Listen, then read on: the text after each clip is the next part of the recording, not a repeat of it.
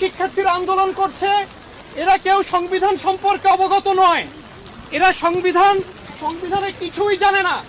আমি একটি প্রশ্ন রাখতে চাই, এখানে বাংলাদেশের সবথেকে মেধাবী শিক্ষার্থীরা উপস্থিত রয়েছে। আমরা যখন ছোট ছিলাম, আমাদের ভাগ্নির আজকে যারা ছোট, আমি দেখেছি তারা স্কুল ব্যাগ নিয়ে যখন স্কুলে যায়, সেই ব্যাগে 14 থেকে 15টি বই থাকে, অথচ একটি ছোট সংবিধানের একটি লাইনও আমরা ছোটবেলা থেকে আজকে পর্যন্ত আমাদেরকে শেখানো হয় নাই। বাংলাদেশের যে রাজনৈতিক দলগুলো সবসময় চেয়েছে এদেশের তরুণ প্রজন্ম যাতে সংবিধান না শিখেই বড় হয়, তিনি সেটি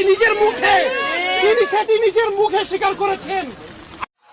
গাইস, আপনারা শুনতে পাচ্ছেন যে তিনি কি দাবি করেছেন। তিনি যে দাবিটি করেছেন এই দাবিটির সাথে আমরা সম্পূর্ণ একমত। প্রিয় বন্ধুরা, আমি একটা কথা বুঝতে পারছি না, লাইফে 20 থেকে 25